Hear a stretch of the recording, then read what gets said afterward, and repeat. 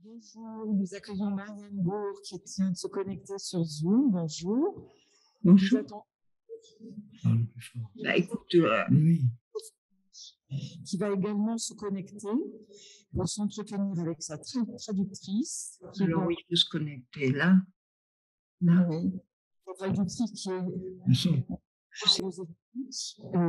Antusevich et qui va s'entretenir avec Natalia Jouravlova. Donc, je vais vous présenter déjà l'auteur de... On va attendre un petit peu, je pense. Il me semble qu'il faut attendre un petit peu parce que le public revienne et que l'on voit François nous donne le signal.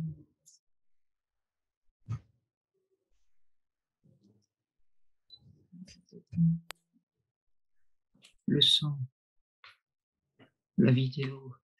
Tout va bien, Marianne. On vous entend parfaitement, tout va bien. Bon, ça va? Vous entendez également? Oui, tout à fait. Fait alors. Donc, vous allez pouvoir suivre cet entretien et y participer dès qu'il va démarrer, ce qui n'est pas tout de suite, parce qu'on attend que Léonide Josephovitch se connecte. Bon, ben écoute, je vais essayer de poser.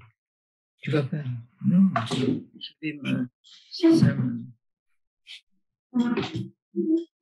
Non, on me voit alors, tant mieux que je me vois. Natalia, je vous donne la parole pour vous présenter l'ouvrage de Léonide Josephovitch traduit par Marianne Bourg-Antusevich. Donc, bonjour, je voudrais vous présenter le 5e livre qui était sélectionné pour les prix Russophonie. Donc, c'est le livre de Léonid Josephovitch.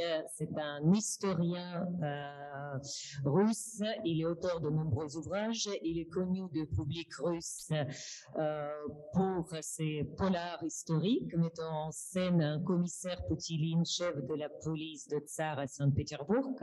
Et d'ailleurs, trois volumes ont paru en français en édition noire sur blanc, Le costume d'Arlequin, Une maison de rendez-vous et Le prince des vents. Il est connu aussi pour ses romans réalistes, de nombreuses fois primés, mêlant fiction et réalité, proches d'une enquête historique, notamment sur les barons d'Ungern et le dictateur de la Mongolie, et le roman Le route d'hiver sur la guerre civile en Russie en 1922. Plusieurs de ces romans ont eu des prix littéraires très prestigieux en Russie, notamment ce roman, Le Route d'hiver, a eu 2 prix best-seller national pour le meilleur roman en langue russe, et Grand Livre, Balshaya Kniga, c'est le meilleur livre russe en prose. Et je vous présente aussi Marianne Bourg-Antusevich, c'est la traductrice de ce roman. Elle est ancienne élève de l'école normale supérieure, agrégée de russe, professeure honoraire de l'Université de Paris 8. Et elle a enseigné la traduction et elle a fait nombreuses traductions de Bulgakov, de Grossman, Hippius, Olesha, Tchekhov, Gazdanov, et les 2 fois elle était sélectionnée pour palmarès de prix Russophonie. Je pense qu'on va commencer d'abord par parler de particularités de cette traduction, et j'aimerais bien poser quelques questions à Marianne. Donc, c'est le livre historique, et avec son apparence de narration impassible, de textes historiques, documentaires, certaines scènes de ce livre ont écrit d'une manière discrètement accentuée, afin d'attirer l'attention de lecteur et d'orienter vers cette horreur de la guerre. Donc, le style reste neutre émotionnellement, mais regorge en russe de répétitions, de synonymes, qui est très difficilement traduisible en français, qui ne supporte pas du tout cette forme de répétitif. Donc, c'est pour ça mon première question à Marianne: quelles pour vous étaient les difficultés de cette traduction et comment vous avez su trouver le style juste pour ce livre? En effet, il y avait énormément de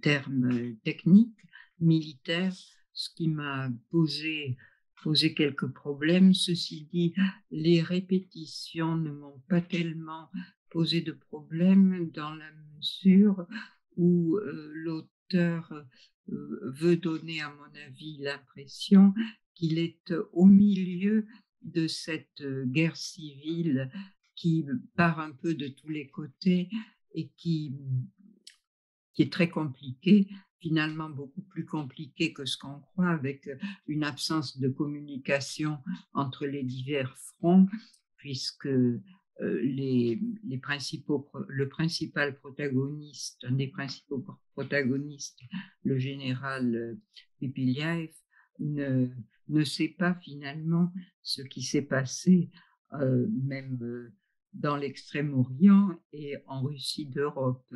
Donc, finalement, en revenant assez souvent sur les mêmes personnages, l'auteur nous donne l'impression de les connaître et en choisissant, comme il dit que c'est le cas de Strode, qui est le second protagoniste, grand protagoniste de l'œuvre, qui a écrit et qui a une mémoire sélective, qui sait choisir les épisodes qui peuvent se transformer en littérature. Donc, voilà. Mais j'ai eu pas mal de difficultés quant à tous ces termes techniques, décoration, termes yakoutes, puisque là aussi, il est question beaucoup de la civilisation, de la culture des peuples d'Extrême-Orient russe. Voilà.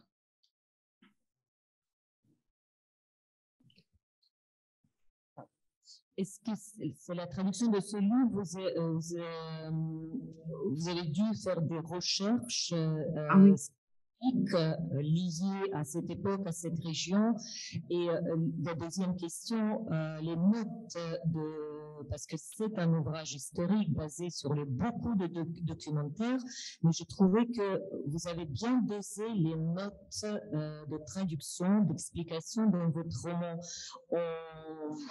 Bien pensant qu'est-ce qui est vraiment nécessaire, c'était comment passer vraiment les tests, qu'est-ce qui est nécessaire et qu'est-ce qui est pas trop nécessaire pour les lecteurs français.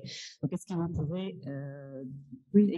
Alors, en effet, j'ai fait pas mal de recherches, aussi bien dans des ouvrages que je possédais que sur l'Internet russe, concernant cette période et ses réalia, puisqu'il est question aussi bien, je disais, des mœurs des Toungous et des évêques, que des vieux croyants qu'on peut retrouver là-bas, que des décorations, que de la Lettonie, de la Pologne.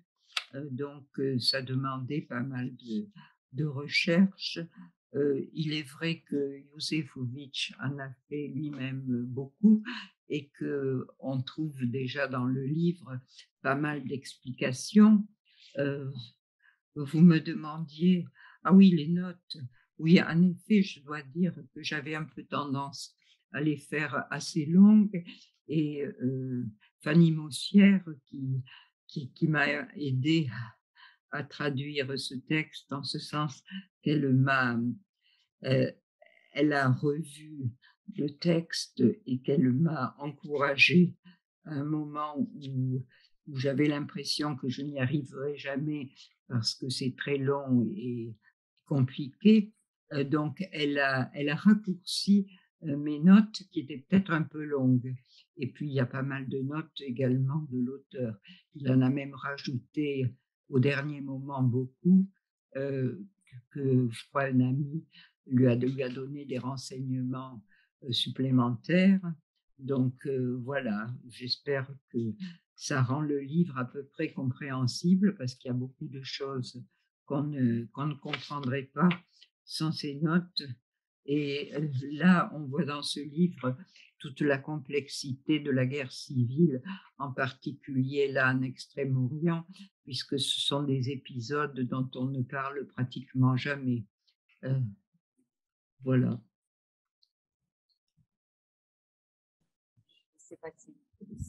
Je ne sais pas si l'auteur est avec nous ou pas encore. Non, donc on n'a toujours pas d'auteur. Donc, ouais, peut-être. Donc, non. Ah. Non, je sais pas. Donc, comme j'ai pensé profiter de la présence de l'auteur avec nous et j'ai pas mal de questions que je préparais pour l'auteur. Bon, j'espère qu'il va venir, mais moi aussi. Oui, c'est dommage. Donc, dans ce livre, il recrée vraiment l'épisode de cette guerre civile, un moment très difficile pour la Russie.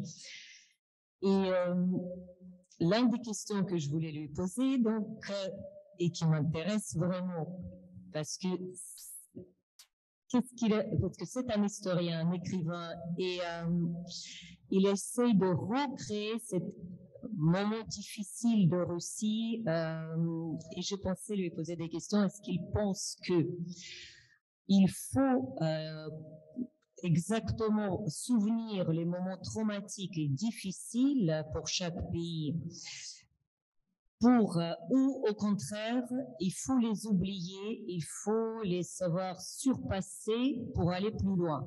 Les questions, pour moi, c'était ça. Est-ce qu'il faut les livres comme ça qui nous fait renaître un moment traumatique qui date il y a 100 ans, qui fait encore ce moment difficile renaître, où il faut surpasser ces moments-là et aller plus loin, et comme on dit en Bible, ne pas regarder en Sodome et Gomorrhe pour ne pas devenir le sel et avancer. Donc, c'est ça que je posais question et pour moi, et c'était un de mes questions pour cet auteur. Pourquoi reprendre cet épisode qui date il y a 100 ans et pas seulement reprendre avec son interprétation de cet épisode de guerre civile, il complètement transforme la légende collective qui déjà était formée dans les têtes de Russes par les littératures soviétiques, par les légendes, par Tchepaïev, par mensonges soviétiques, par moitié vérité, par les souvenirs. Donc, on a déjà cette image collective. C'est déjà classé. Comme souvent les Russes font passer, c'est passé, balayé, classé, fini. Ils reprennent exactement ce moment et recréent à nouveau devant nos yeux cet moment difficile, traumatique, pour montrer que c'était pas ça, ce qu'on a appris et ce qu'on a classé et ce qu'on a vu.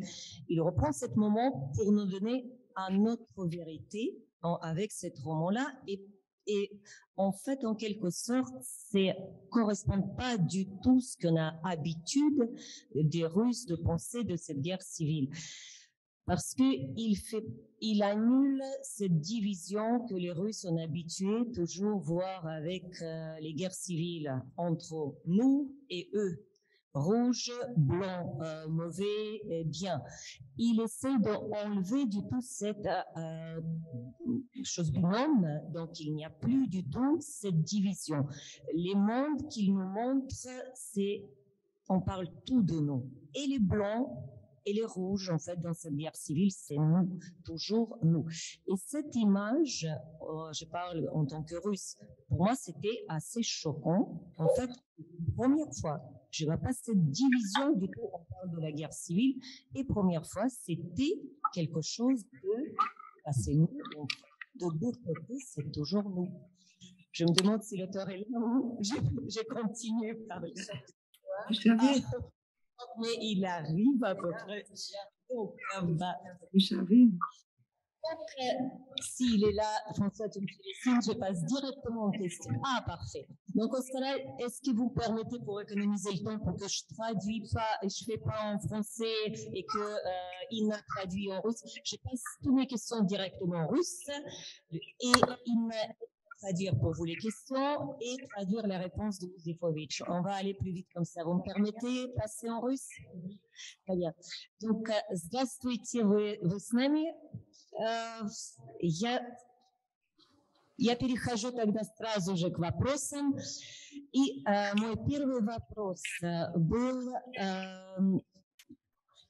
именно вот о том, вы воссоздаете события гражданской войны. Это очень страшное для России время.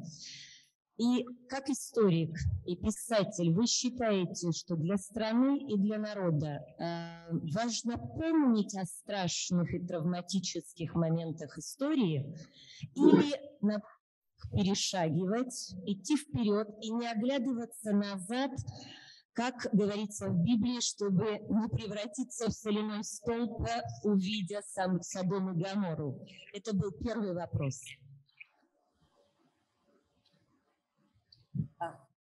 Это ко мне вопрос? Это к вам вопрос. Да. Это такой вопрос, на который нельзя ответить ни да, ни нет. Мне кажется, что вот эти гражданские войны, через которые проходили и Соединенные Штаты, и Франция, они до определенного времени не могут рассматриваться объективно.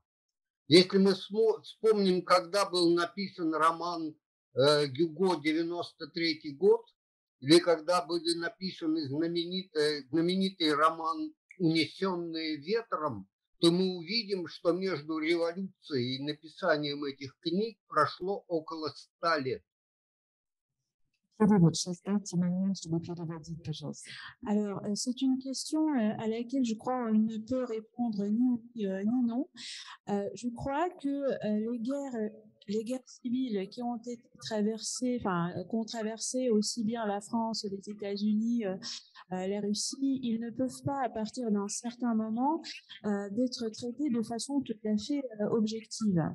Et si nous regardons les dates, par exemple la date à laquelle a été écrit 1793 ou la date à laquelle a été écrit Quand l'emporte le vent, on voit qu'il s'est écoulé à peu près 100 ans entre la guerre civile, entre l'événement et le moment de l'écriture. Мне кажется, что вот этот промежуток времени теперь пришел в Россию, наступил, и мы теперь можем говорить о гражданской войне, сочувствуя и тем, и другим. Et je crois que donc ce laps de temps, il s'est écoulé maintenant aussi en Russie et on peut parler de ce conflit avec la compassion vers les uns et vers les autres. Мы, когда говорим о трагедии гражданской войны, ведь трагедия – это не борьба хороших людей с плохими и не борьба добра со злом. Это такая война, в которой каждая из сторон обладает частью правды, но принимает эту часть за целое. Quand on parle d'une guerre civile, quand on parle d'une tragédie de la guerre civile, ce n'est pas donc une lutte de bons gars contre les mauvais gars, ce n'est pas une lutte du bien contre le mal. C'est une bataille dans laquelle les deux camps ne possèdent qu'une partie de la vérité, mais chaque côté croit qu'il en possède tout entière.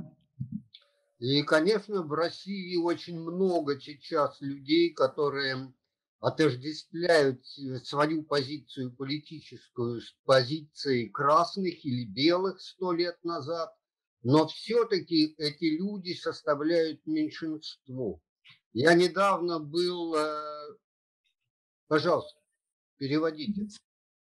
Il existe bien sûr encore en Russie des personnes qui s'identifient dans leur position politique avec les rouges ou les blancs de l'histoire, mais aujourd'hui ces personnes représentent quand même une minorité. Я недавно был в Якутии, как раз в тех местах, где происходит действие моей книги «Зимняя дорога». Я встречался со студентами, я встречался, что для меня было интереснее всего, с жителями этих деревень. этих сел в Якутии. И они прекрасно знают о том, что происходило в их местах 100 лет назад. И меня поразила вот их такая трезвая позиция, вот трезвое отношение к тому, что это прошлое, и что там не было абсолютных злодеев и абсолютных ангелов, что все это были люди, et мы должны относиться к ним теперь как к людям. J'ai été il n'y a pas longtemps en Yakoutie, justement dans les lieux où se déroule l'action de mon roman La route d'hiver. J'ai rencontré les étudiants là-bas, j'ai rencontré ce qui m'intéressait le plus, les habitants de ces villages qui savaient très bien ce qui s'était passé donc à côté de leur village, dans ces lieux-là, il y a 100 ans. Et ce qui m'a frappé, c'était leur regard assez sobre, leur attitude assez sobre envers ces événements, c'est-à-dire que ils voyaient bien que donc c'était du passé. Et dans ce passé, il n'y avait pas d'ange, il n'y avait pas non plus de mal absolu, mais il y avait donc des gens de l'un côté et de l'autre, et il fallait les traiter comme tels. Поэтому, возвращаясь к вашему вопросу, я думаю, что и оглядываться нужно, и забывать. В той же Якутии 3 года назад встретились потомки врагов, описанных в моей книге «Зимняя дорога». Там были внуки генерала Пепеляева и внуки красного командира Строда. Они пожали друг другу руки и сказали, что лично они никакой вражды друг к другу не испытывают. Et en revenant à votre question, je crois que il faut qu'on fasse ce qu'on doit faire et qu'on l'oublie ensuite. Il y a 3 ans, à Yakoutie, se sont rencontrés les petits-enfants des 2 personnages que je présente dans mon roman, le général Pepelayev et donc le général Strode, et ils se sont serrés la main et ils ont dit que eux, donc en ce qui les concernait, eux personnellement, ils n'éprouvaient plus aucune animosité les uns vers les autres. Спасибо за ваш ответ. У меня есть еще несколько вопросов. Вот сейчас действительно начинают писать о прошлом. Многие современные писатели обращаются к этому прошлому из гражданской войны, и сталинскому прошлому. Но часто современные писатели пишут свои исторические произведения, основываясь уже на вот этой коллективной легенде о советском времени. То есть они берут ее за основу. И получается такой узнаваемый исторический роман, но гламурный, что совершенно не относится к вашим произведениям, и именно вы в своих произведениях переворачиваете вот эту устоявшуюся советскую легенду, совершенно исключаете это коллективное клише и пытаетесь, ну, как мне кажется, создать книгу по лекалу реальных событий. И вот мой вопрос, что для вас было лучшим источником в воссоздании этой реальности, какие документы, какие книги для вас служили лучшим источником? Мы дадим время перевести мой вопрос и потом ваш... Donc, je résume la question en français. Ces derniers temps, en Russie, effectivement, il y a des auteurs contemporains qui écrivent sur l'histoire russe, sur divers événements tels que la guerre civile, etc. Mais on a l'impression, en les lisant, qu'ils se basent tous sur cette immuable légende collective, on peut dire, des temps soviétiques. Et du coup, nous avons un roman effectivement historique, un roman on reconnaît facilement des événements, mais un roman en même temps de l'amour. Et c'est l'inverse de ce que fait Leonid Yusufovitch, qui lui essaie d'inverser ce cliché, de se défaire de ce cliché collectif.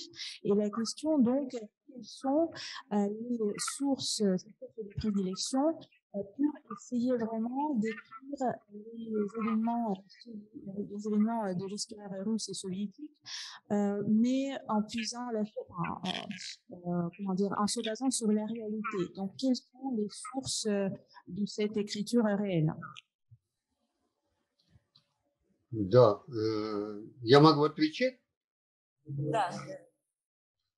Вы знаете, я постарался, мне хотелось уйти и от советских стереотипов в освещении гражданской войны, но и от таких откровенно антисоветских тоже. И поэтому самыми важными для меня источниками были источники архивные. Я профессиональный историк, я работаю в архивах, и самыми интересными... Ведь мне повезло в чем? Пепеляев, генерал Пепеляев писал стихи, и в архиве мне удалось найти его стихи, написанные в это время в Якутии. Их вообще до меня никто не видел. Часть их я опубликовал в своей книге. И там же в архиве ФСБ мне удалось найти его дневник, относящийся вот к этому времени. Он написан карандашом, его очень трудно разобрать. Почти все слова были сокращены, и тем не менее мне удалось прочитать этот дневник. Effectivement, vous avez raison. J'ai essayé de m'écarter en même temps des stéréotypes soviétiques, mais aussi des clichés très anti-soviétiques. J'ai surtout, mes sources, c'était surtout les archives. En tant qu'historien, je travaille beaucoup avec les archives. Et ici, j'ai eu de la chance, j'ai pu retrouver les poèmes du général Pepelaïev qu'il avait écrit au moment des faits et que personne, peut-être avant moi, n'a vu. Donc, une partie de ces vers ils ont été publiés dans mon roman. Et j'ai aussi retrouvé dans les mêmes archives du FSB le journal que menait le général Pepelaïev. C'est un journal écrit au crayon qui est extrêmement difficile à déchiffrer et le général employait tout le temps des raccourcis, donc c'était difficile, mais j'ai pu lire finalement ce journal. Но мне повезло еще в том, что противник генерала Пепеляева, красный командир и анархист Иван Строт, он впоследствии стал писателем. И он написал книгу о своей войне с Пепеляевым. Эта книга была издана в Москве в 1930 году. И эта книга и вообще следственные дела в ФСБ, ведь Истров тоже был расстрелян в 1937 году, так же, как и Пепеляев. И вот его следственное дело Пепеляева и книга Строда в Якутской тайге – это мои основные источники. Et j'ai eu également de la chance dans le fait que le commandant rouge qu'on retrouve dans le livre, l'anarchiste Ivan Strod, plus tard, il était devenu écrivain. Il a écrit le livre parlant des événements et j'ai retrouvé ce livre et j'ai retrouvé les deux dossiers d'instruction sur Strod et sur Pepelaïev parce que tous les deux ils ont été fusillés en 1938 et donc ce sont ces dossiers, le journal et le livre qui étaient mes sources essentielles. Спасибо. Я вас прервала. Оба ваших героя стоят по разные стороны вот этой войны, но обладают, на мой взгляд, одной общей чертой. Они оба ведомы мессианской идеей. Один воскресить Россию, другой построить новую Россию. Ради этой своей идеи они готовы оставить семью, они готовы на лишения, они готовы рисковать своей жизнью. И вот именно эта мессианская идея и заводит их в снежное пространство Сибири, откуда уже нет выхода. И еще одна черта, которая их объединяет, на мой взгляд, они оказываются и героями, и жертвами одновременно. Мой вопрос для вас. Вы чувствуете ли какую-то особую близость и понимание с одним и с другим вашим героем?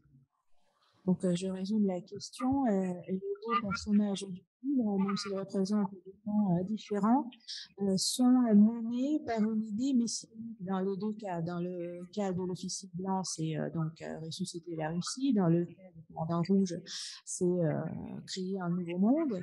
Voilà. Mais ils sont tous prêts à sacrifier leur famille, à tout sacrifier finalement pour cette idée messianique qui finit par les amener dans le fin fond de la Yakoutie blanche.